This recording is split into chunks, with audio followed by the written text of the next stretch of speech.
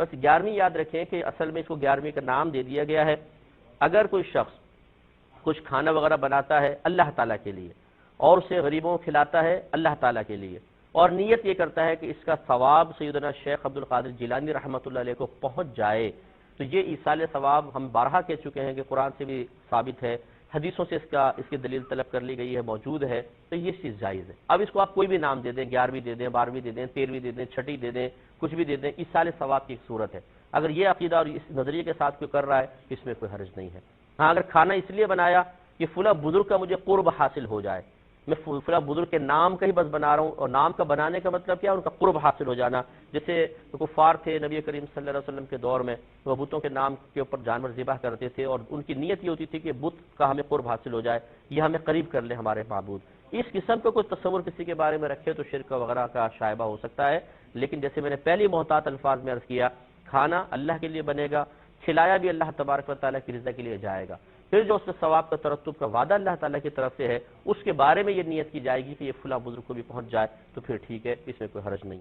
حضرت شیخ عبد القادر جیلانی کا یوم منایا جاتا ہے، اور چونکہ وہ 11 تاریخ کو لوگوں کو جمع کر کے دین سکھایا کرتے، اور اس دن میں جب لوگ دور دور سے آتے تو آنے والوں کو کھانا بھی کھلایا جاتا. اب لوگوں کو صرف کھانا یاد رہ گیا ہے، اور جو واز کیا کرتے تھے، جو اس اجتماع کی روح تھی جس کے لیے سارے لوگ آتے تھے، وہ ہم نے بھلا دیا. تو ہم عمومی طور پہ رسم پرست ہو جاتے ہیں، بلکہ اقبال نے کہا کہ پورا دین ہی جو ہے وہ ہم نے رسم رکھ لیا ہوا ہے، اس کی روح ہم سے رخصت ہو گئی.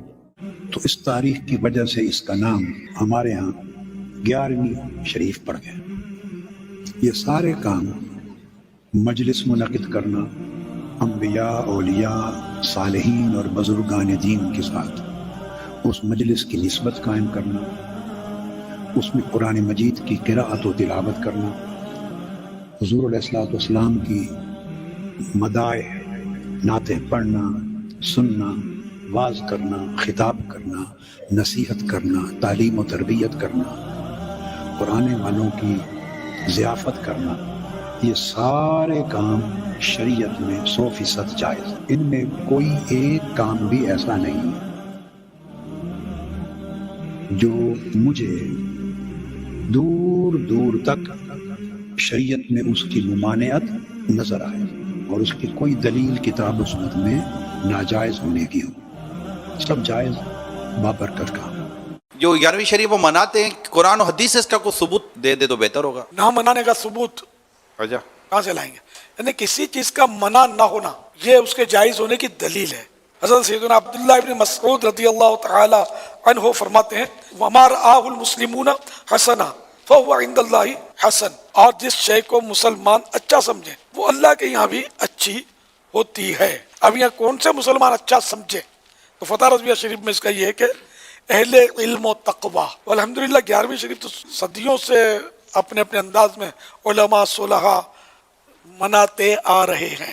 اس لیے وہ ہر چیز کے لیے یہ کہنا کہ اس کا ثبوت، تو ثبوت میں صحیح کہتا ہوں، یہ اصول ثبوت یہی ہے کہ کسی شے کے عدم جواز کی دلیل نہ ہونا خود دلیل جواز ہے، ورنہ تو آپ قدم بھی نہیں اٹھا سکتے.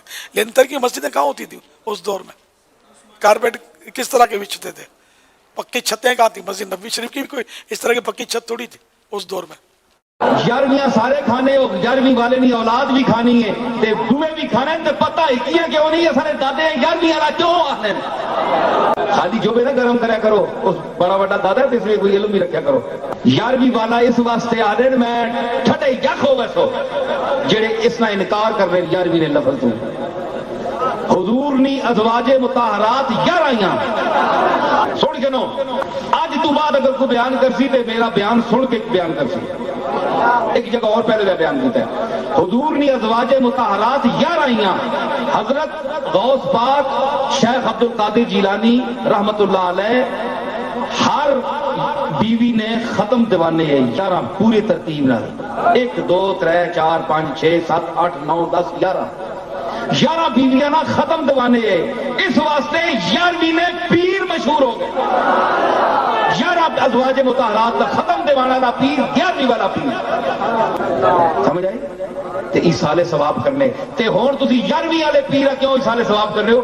اس واسطے کہ آنے ہو کہ اسی اس پیرا ثواب پہنچا رہے ہیں جس 11 ازواج مطہرات ساری عمر ثواب پہنچایا ہے، اسی انہاں مائیاں پاکاں بھی ثواب پہنچانے ہیں تے اس پیرا بھی ثواب پہنچانے ہیں جڑا انہاں 11 عورتاں وا ثواب پہنچانا رہے وہ 11ویں والا پیر ہے۔ کون دسو یہ 11ویں حرام ہے؟ اتنے شرک کتنے آیا؟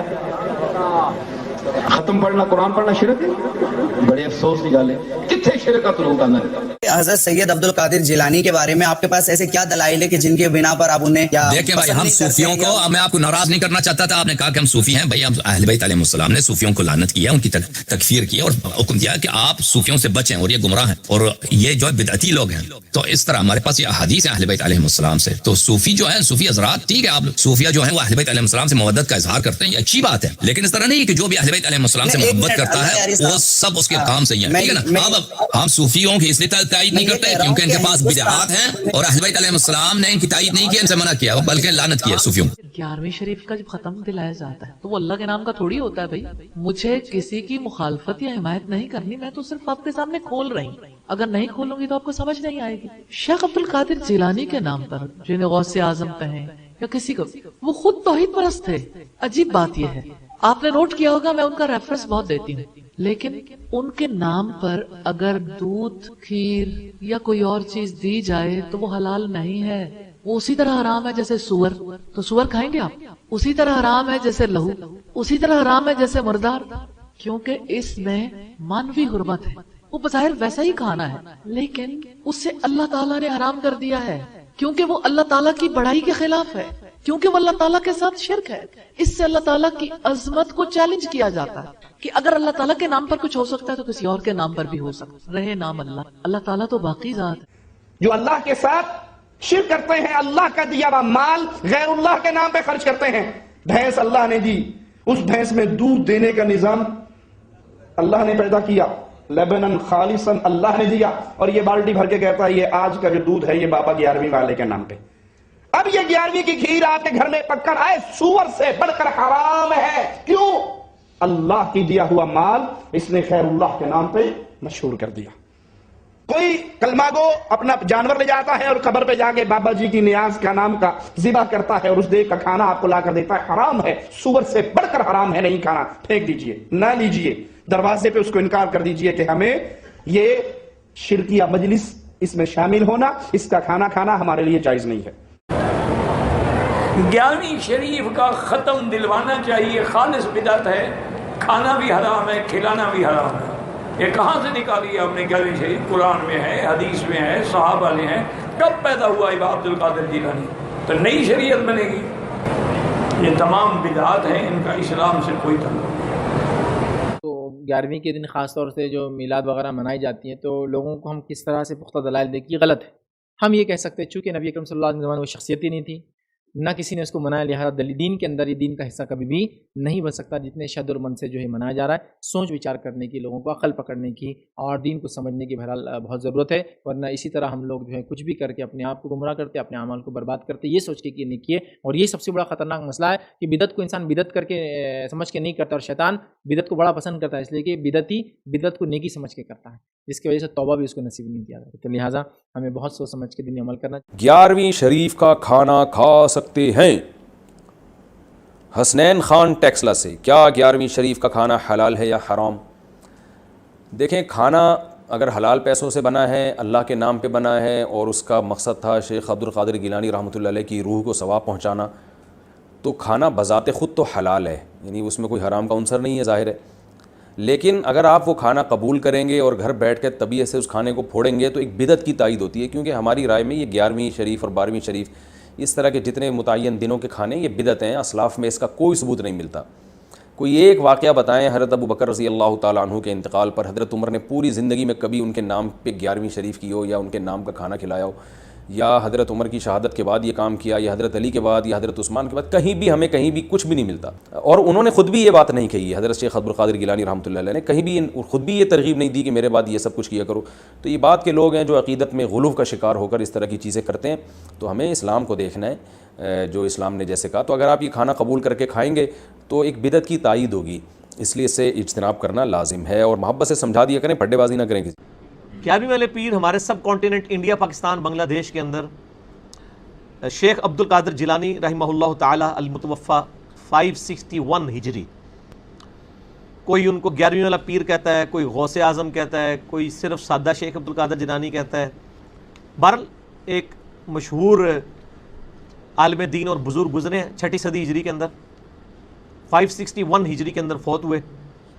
اور ان کے بارے میں ایک مشہور واقعہ ہے کہ جی وہ کوئی 11 سال کے بعد انہوں نے کوئی ایک ڈوبی ہوئی بارات تھی جو اس کو انہوں نے دوبارہ سے زندہ کر لیا تھا. بالکل جھوٹ ہے یہ تو. میں نے قرآن سے ثابت کیا کہ مردے کو زندہ کرنے والا معجزہ تو ہمارے نبی علیہ السلام کو بھی نہیں دیا گیا، حالانکہ اللہ دے سکتا تھا.